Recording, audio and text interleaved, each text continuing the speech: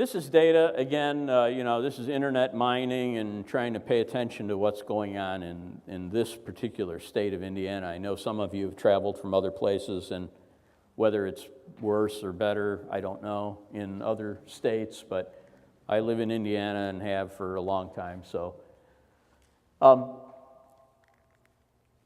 this plot is an indicator of the use of alcohol, tobacco, and marijuana as a percentage of the population.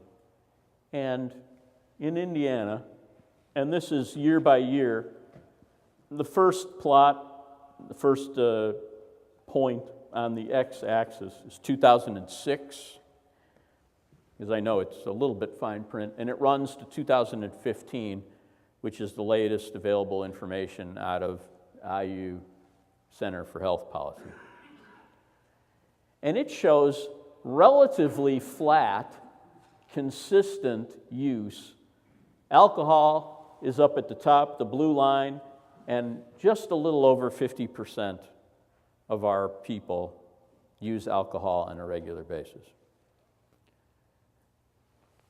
The red is any tobacco, and of course we got a lot of chaw chewers and stuff. So there's another line for cigarettes, which is the yellow line. The blue line, which is above the 20% line, is binge drinking behavior. It was kind of surprising to me, and it's pretty consistent, and it's not just teenagers. My father's father was an alcoholic, which left its mark on my dad, which then left its mark on my backside and other places. But he was a guy that he'd work sober for 4.5 days, and then the 5th day he would take home a few six-packs and maybe a pint of something, and it would be consumed over the next 6 to 8 hours, and then he'd be somebody else. And there's people that do that. There's drive-through. There's drive-through establishments. I know in Ohio they've got them. Pick it up and take it home, and there you go. Anyway, our people are impacted by these numbers, and we have people that are subject to regular binge drinking, and their health suffers from tobacco use and, of course, all the alcohol consumption. The green line is marijuana use, which is kind of a up-and-coming subject of concern. It does impair judgment and have some health effects and decision-making impact. More and more states are legalizing it, and so it's now become a problem in the workplace. At the moment in Indiana, a fairly stable, about 8 or 9% of the population use marijuana on a regular basis. So that's kind of a backdrop, but we've heard a lot, and you've heard a lot by reading about the opioid epidemic and illicit drugs. And while we don't really think of these as drugs all the time, they are. And drug abuse categories include alcohol and tobacco and marijuana. But let's look at information about. So the blue line is pain reliever regular use. So this is your OxyContins and other things that are strong pain relievers. This is not Tylenol and Motrin, right? So in most recent data we have, which for whatever reason ends in 2014, it was coming down a little bit, but it's still at about 5% of the population. I don't know how many people work at your company, but if you got 100, then 5, on average, are subject to this issue, which really has an impact in their mental clarity, in their fitness for the job. And supervisors need to be helped to understand and appreciate and recognize the impact of a person who is impaired on the property. They're a danger to themselves and they're a danger to others. The red line is cocaine use, and happily it's drifted somewhat down, and it's floating between 1% and 2% of the population, which is a surprisingly big number to me. I think of cocaine use as like pretty small amount, but 1 or 2% in Indiana, that's a big number. That is going to impact some of our workers. I've talked to some of you that have thousands of workers. Some of those people use cocaine. It's just, it would be a statistical unlikelihood to not. So these are issues that impact us. The little green line is heroin use, which is around 0.5%. They just started getting that information.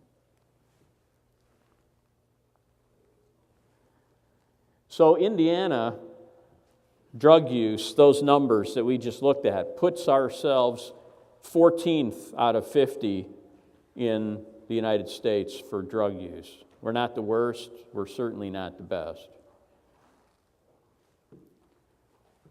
So, what is a bit interesting, and I hope you can read it on the slides that you have, but Indiana ranks number 1 as compared to all the other states in the number of methamphetamine lab incidents. We got a lot of chemists, apparently, in Indiana, and they're using their skills. Number 1 in the United States for meth labs. I would not have thought that. Number of drug arrests on college campuses per 1,000 students, Indiana ranks 6th of all of the United States.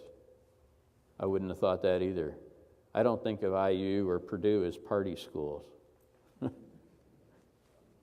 Who knew?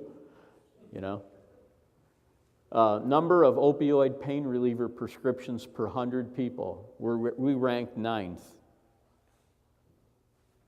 I don't think we're more sickly. That's an indicator of the size of the problem. So you can read the other statistics, but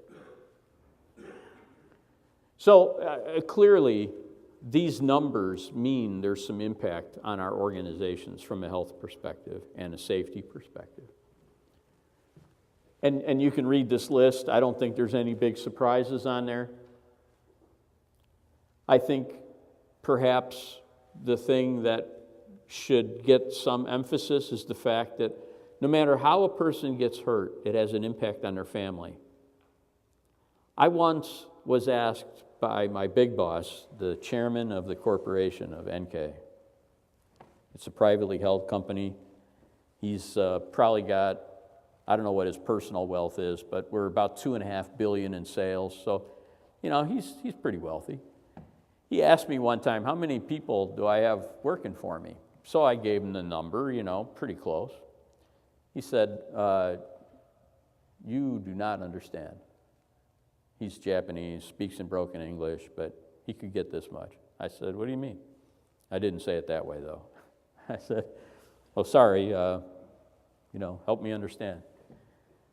Because I got to be humble, And he said, multiply that number by about 3, because that's the number of people that are relying on you to keep their worker in good shape, right? Their families. Their families rely on the livelihood that I provide them. And, I took that rebuke because he was right. Well, so these kind of statistics, they have a broader impact than just the individual abuser, because there's probably a spouse working for your company who's got a husband who's affected by this, and she's not focused on work. She's distracted all the time. She has a high absence rate because she's got to deal with problems at home.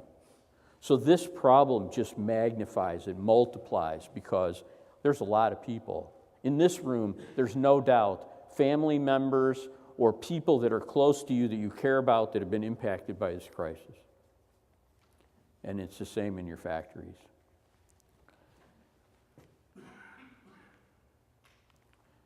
And that translates into money. Maybe not hard currency, dollar for dollar, figure outable, tangible, but all these things actually happen, and we got to pay for as a result of the impact of this crisis. And again, there's a severity associated with it, and it's not going away. In fact, there's a calculator at the National Safety Council website that asks you to input the state that you live in or work in and the number of employees that you have. And if you plug those in, they crank some numbers and they output a worksheet, and this is a portion of that worksheet. I plugged in 500 employees into the worksheet, and I said I was in Indiana. And what the National Safety Council told me was that my lost time cost associated with drug abuse was $72,000 a year, that my job turnover and retraining associated with this problem by itself would cost me $59,000, and that additional health care costs associated with either the abuser or their family would be $46,000 or so bucks. Just an estimate, but it gives you a sense of the size in terms of cost. Look at those other numbers which come from the worksheet that I didn't copy, but I just wanted to capture. They told me that if I had 500 employees in Indiana, I'm going to have 189 lost days of work associated with drug use or abuse. That's just an incredibly big number to me. Okay? I would lose 5 people, either employees that were the abuser themselves and they got to go into some, lose their job as associated with it, or a spouse or a brother or a sister who is so impacted that they can't work anymore and they have to go into part-time employment or something else. And you can see the other numbers. That is real cost. So this is a big deal. That's why Bruce asked me to try to address it. And so, what are we going to do about it? Well, we might feel powerless. We might say, well, the culture in Indiana or the United States, it's just a druggy culture. Families are breaking up. People are doing bad things. And, what can we do? And science has provided all these escapes for people to self-medicate, and they're just going to do it, and I can't do anything about it. I just make trailers for a living, so give me a break. But actually, there's a few things we can do to try to help, to try to mitigate these problems, because they really do have a financial impact on our companies. So the first thing is we can provide an environment that doesn't drive people to self-medicate, that at least gives them a culture where they can be happy at work and feel valued and that their contribution is respected and appreciated. We can give them a job that doesn't exacerbate the problems that they experience at home.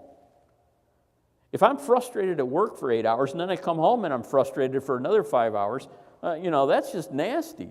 But if I can go to work and have a kind of an oasis where I got some friends, where I feel like I'm doing good job, where my boss thinks I'm okay, we have conversations about stuff, where I have an outlet for my stress.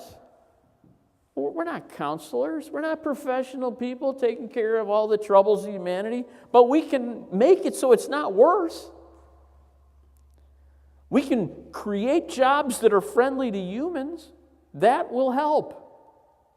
So that, we laugh about, this, everybody's probably seen this video clip, But real life can be like that. And the guy that doesn't think he's keeping up, that always gets yelled at by his partners because he's going slow, because he's got something else on his mind, because he's distracted, because there's a raid and we got to put out this many trailers in a day. That guy, he doesn't like his job and he's just trying to keep up and he's frustrated and he leaves and he's kicking the door when he comes home. We can prevent that. We created that situation.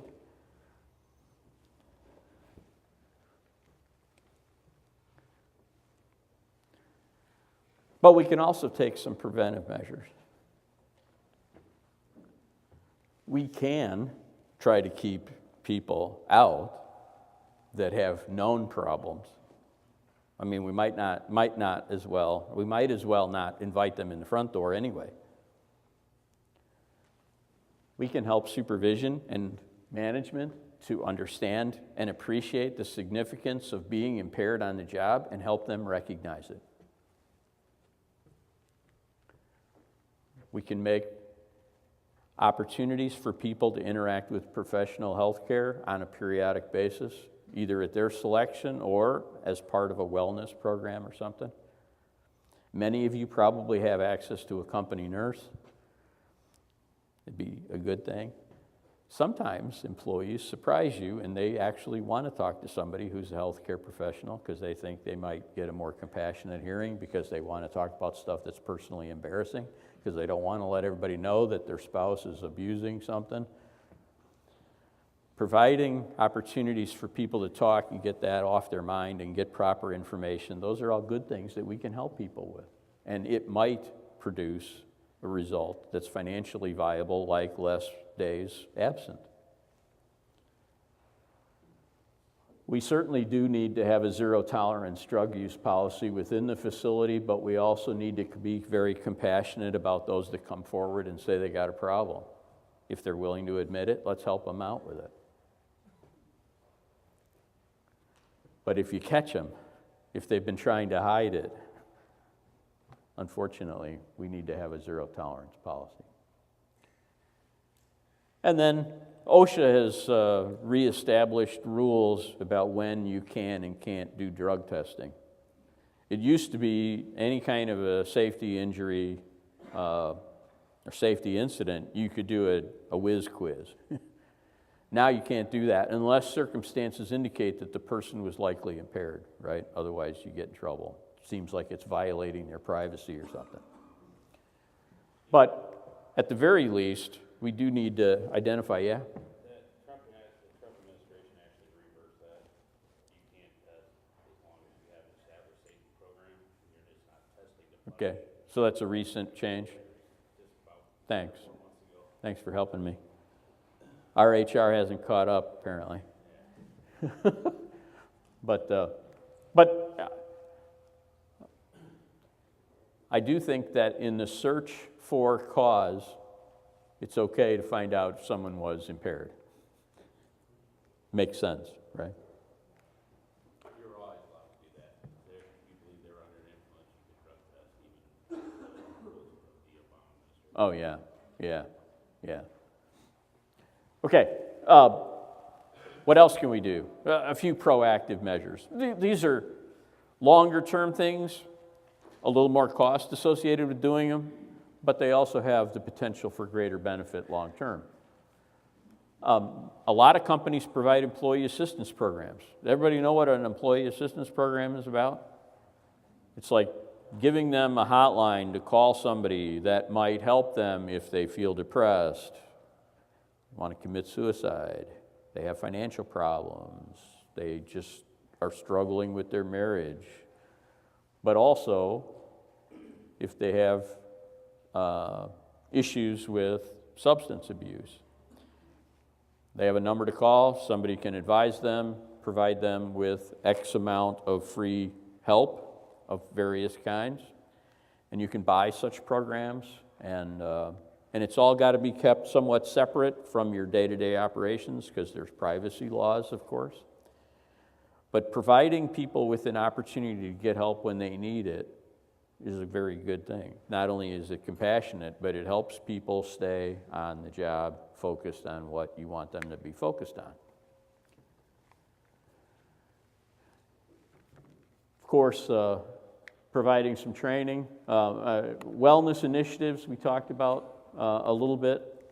I think it's a smart move. Everybody is faced with high health care costs and insurance costs. You provide health insurance for your people. It costs a lot of money to do that, and some of it's borne by them, but you're still eating a big share. You want to keep that down. How do you keep your health costs down? Well, you don't want people to find out that suddenly they need a triple bypass or they got a BMI index of 45 or something. You know, it's just terrible. And they have all these other health care problems, which eventually end up you helping pay for. So, if you can get people to commit to regular preventive checkups, for example, maybe even give them a little discount on their health care cost, because eventually it's going to save you money because you can find stuff early, which means it costs less to deal with. It makes financial sense to have those kinds of things. People that are smokers, for example, have a very high cost of health care, particularly as they age, compared to non-smokers. It's just actuarial numbers. It's statistics, okay? So what if you give people a discount for quitting smoking? You're going to end up saving money, and they're going to think it's a good deal, and having people live longer is probably a good idea for you too. So wellness things of various kinds, that's good. Sometimes organizations are big enough. We sponsor a clinic. It's a separately run operation. It's in the industrial park, but we pay for it, but we don't manage it. Another company manages it, but employees can go there and get their health checkups, or they need to be checked up for sports or whatever for their kids, so they go there and it doesn't cost them anything. We pay for all that. Why? Doctor visits are expensive. Emergency room visits are expensive. If you can get them to go to your clinic, it's less costly. Okay? And they think it's a real good benefit. And compared to your neighbors in the industrial park that don't provide a clinic, it looks good for you. It's a way of showing compassion to people, and it helps them meet needs. And for some people, particularly operators on the shop floor, an extra couple of doctor visits for the kids when they get sick, that's a lot of money out of their home money, their day-to-day money. And so we try to help them take care of it. We only got, at Columbus, we only got about 800 people. Well, 800 people is enough to float a clinic that operates, 45 or 50, about 50 hours a week. And they got a couple of, what do you call them? They're not doctors. The nurse practitioners, that's what they're called. So they can dispense prescriptions and whatnot. And when we go through flu season, so we can get flu shots over there, and it's just really helpful. We require our inspectors to be able to see. Can you imagine? So we give vision tests, screening tests for vision, Well, who does that? Well, that's medical information, so my supervisors can't do that, but the clinic can do it. It saves me money, and it gives me good people who know how to see, And when we first started that, believe it or not, 20% of the people that applied for the job of inspector needed prescription glasses but did not have them. We have a lot of Hispanics in my area, and the Hispanic ladies in particular, they're vain. I'm sorry, that's just the way it is. Maybe that's a trait of all people, but they didn't want to wear glasses, and they didn't particularly like doctors either. And so we got them some help, and it really improved our performance. Anyway, clinics. Some places, we don't do this, but some companies I know in my town, they provide their employees with exercise facilities.